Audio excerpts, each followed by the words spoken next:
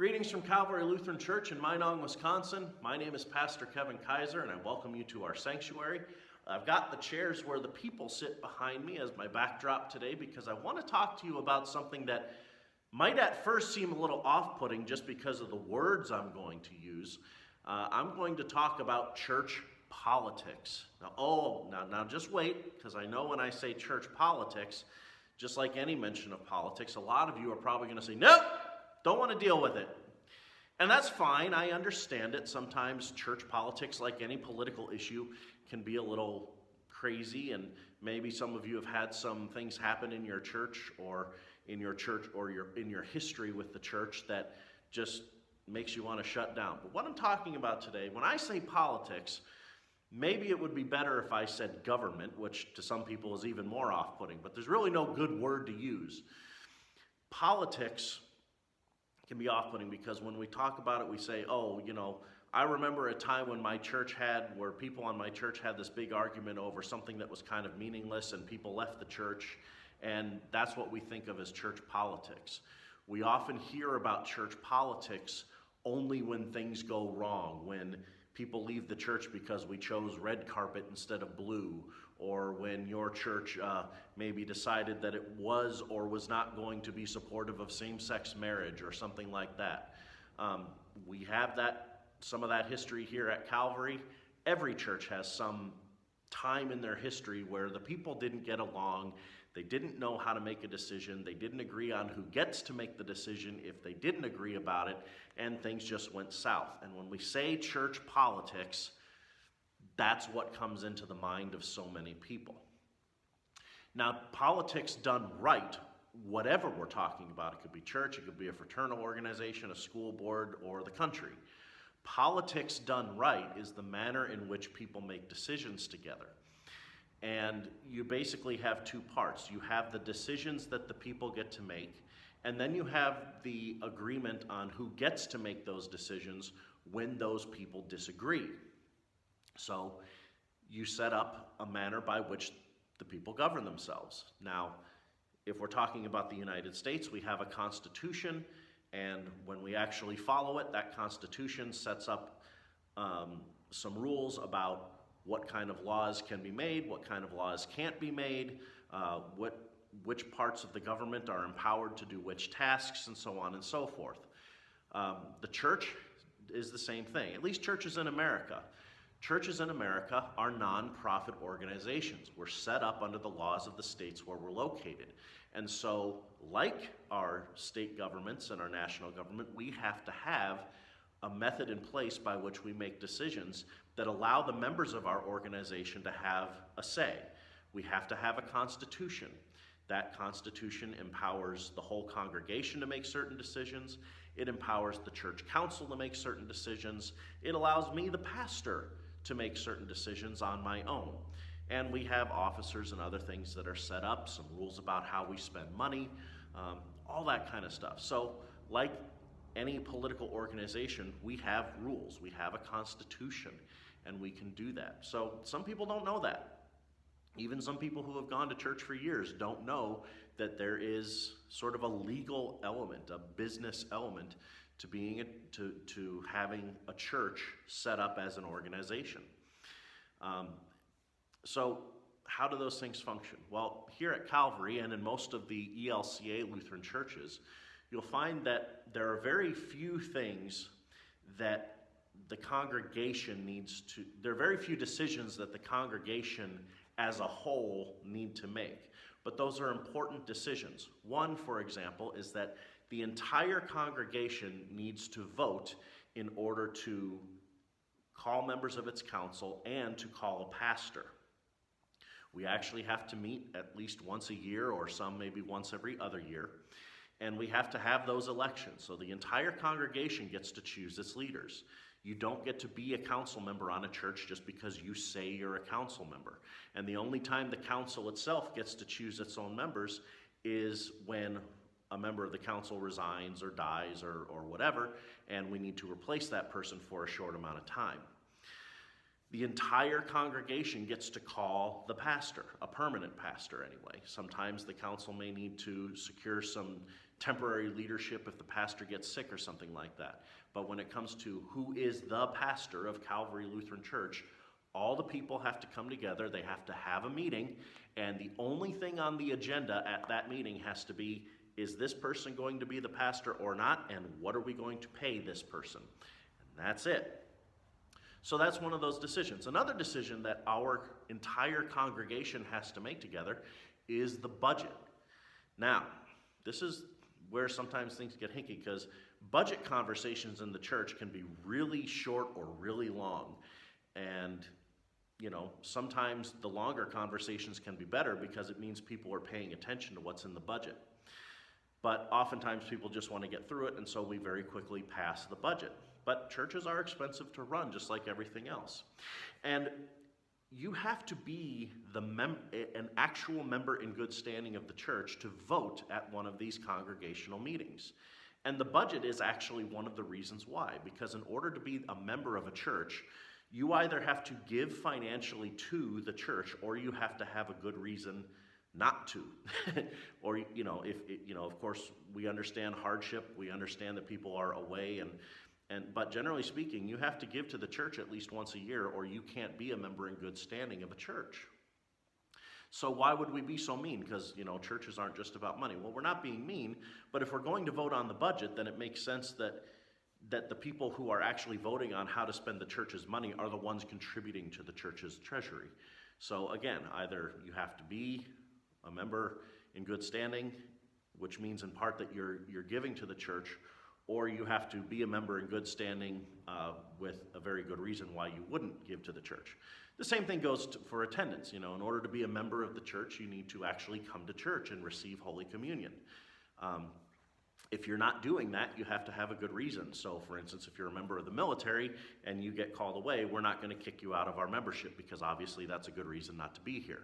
Or our young people who end up going to college or starting a new job or something like that, we give them a while. If they don't come back for 5 years or something, we might, if they don't come back after a long enough time, we might say, maybe you should join a church closer to where you are.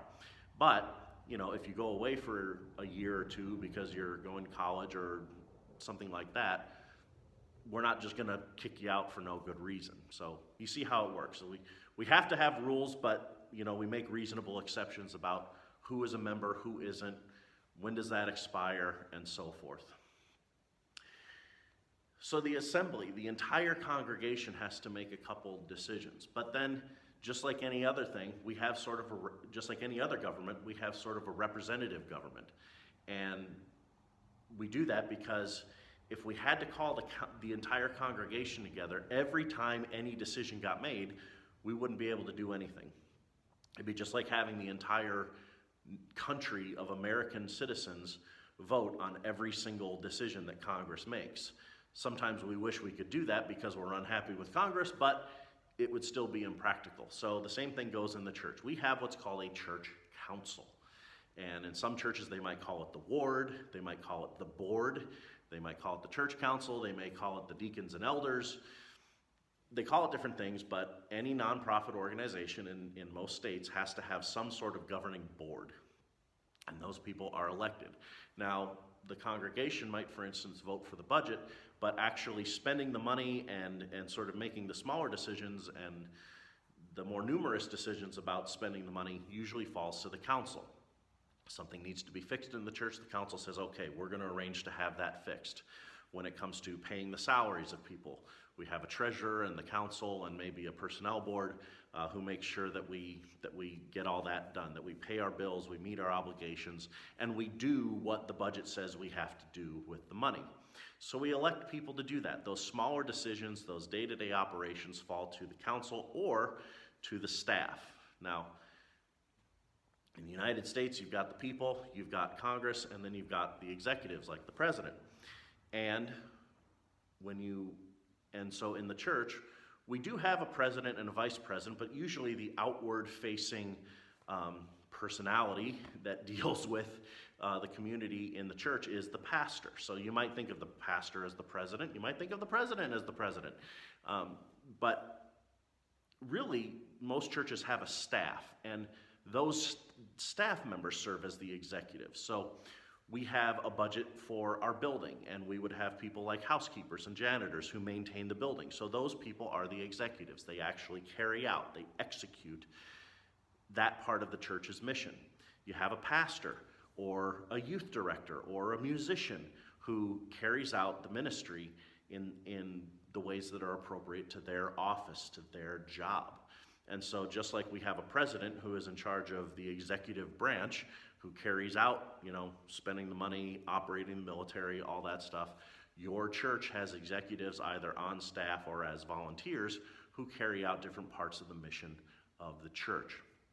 So if you know anything about regular government, you know a little bit about how church government functions, because it so often functions in different ways. We even have a judicial branch, if you can believe that.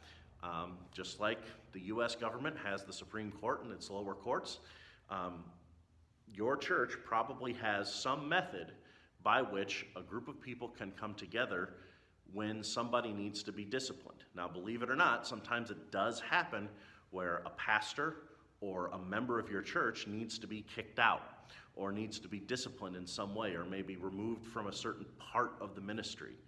And when that happens, you might call it a disciplinary committee, you might call it a tribunal or a judicial proceeding or something like that. Different churches call it different things, different governments call it different things. But what can happen is if someone is accused of conduct unbecoming a member of the church, we can actually bring that person either before the council or before a committee, and we can actually hold a hearing to see what we need to do next. And sometimes that can result in a person being thrown out of the church. Sometimes that can mean that an employee loses their job or whatever. But even in the church, we have what you would call due process. We have a judicial proceeding where if you're accused of something, you get your day in court, so to speak. So we have all those things in place. They're outlined in our church's constitution. We have people in place to take care of these things when they happen. And the reason, and one of the other, so it's good to know that, it's good to know that we have these things in place. And it's also good to know that if you ever have questions about how we operate, maybe why, you say to the pastor, Pastor, why can't you just go and do this? Well, sometimes it's because that decision doesn't belong to me. And sometimes an explanation is required, and I'll be able to say, well, look, this is something that the council and I make together. This is a decision that the entire congregation has to make, and it would be inappropriate for me just to make the decision by myself unless it's an absolute emergency. So it's good to know that this is all happening, because if you ever have questions about it, feel free to talk to me. Or if you're not a member of Calvary, feel free to talk to your pastor or a member of your church's council or board, so that if there's ever any confusion about how decisions are made, someone can actually tell you what goes on. Now, you might be frustrated because maybe the decision-making process is more complicated than you imagined it, but at least you'll know. And if there's a change that you seek to make or a conversation you're seeking about the way something runs at your church, then at least you'll know where is the right place to have that conversation. It's always good to start with your pastor or a member of the council. And if it's a conflict, if it's something that you think that someone is doing wrong, then follow the Bible's proceeding. And our church constitution actually says to refer to Matthew 18 anytime you have a disagreement in the church. So if you don't like something your pastor did, talk to the pastor first. If you're not satisfied after that conversation, then go to the church council or maybe your church council's president. If after that you're still not satisfied, then maybe a larger conversation needs to be had in the church about some more systemic organizational change. But just know that anytime you have a conversation or that you want to have or a concern that you want to address, there's probably something set up in the church that allows you to have that in a healthy and right way. The other reason I wanted to talk about it is because one of these big assemblies is actually coming up soon. We have not scheduled our annual meeting here at Calvary yet. However, our synod, which is our regional joining of ELCA churches here in northwest Wisconsin, is having their Synod Assembly this Thursday and this Saturday. Now, this is happening by Zoom. You would not be part of this Synod Assembly unless you are a member of it. But just like our church, just like our government, the Synod has a bishop, it has a council, and it has a time where delegates from all of our churches come together to make some decisions. And we have a number of resolutions, one of which is to approve a budget, one is to welcome new congregation into the Synod and into the ELCA, and then there's some other ones related to creation care, gender equity, and things like that. The website for our Synod is nwswi.org. I'll say that again and I'll put it up on the screen. nwswi.org. That stands for Northwest Synod of Wisconsin. And all the resolutions that we're working on are listed there. There's a little pull-down menu that will bring you to the Synod Assembly resolutions, and you can read up what we're going to be voting on. And more importantly, you can be praying for our delegates, for our Synod staff, for our bishop, and for everyone involved in this process. And then when it comes time for Calvary as a congregation to have a similar meeting, we can let you know so that you can be in prayer for that as well. So our bishop's name is Pastor Lori Scow Anderson, and I'm sure she would appreciate your prayers along with the other members of our Synod staff and the delegates that are going. Our delegates for the Synod Assembly are myself, Pastor Kevin Kaiser, and then also Jerry and Elaine Orvold. Jerry and Elaine serve as our musicians here at Calvary. So we're very happy to have their involvement, and we trust that their consciences and their wisdom will lead them to vote in ways that best serve the church as well. So, a little lesson about church politics for our midweek video, a little bit of a prayer request thrown in there. I'm so happy you can join me for these. Anytime you have questions, feel free to call us here at the church, or to call me personally on my cell phone, 906-284-2913. And thank you as always for joining us here at Calvary. Let's close with the Lord's Prayer. Our Father, who art in heaven, hallowed be thy name. Thy kingdom come, thy will be done, on earth as it is in heaven. Give us this day our daily bread, and forgive us our trespasses, as we forgive those who trespass against us. And lead us not into temptation, but deliver us from evil. For thine is the kingdom, the power, and the glory, forever and ever. Amen. God bless you this day and always. Thanks for joining me. We'll see you Sunday for our 9 a.m. worship service. Take care.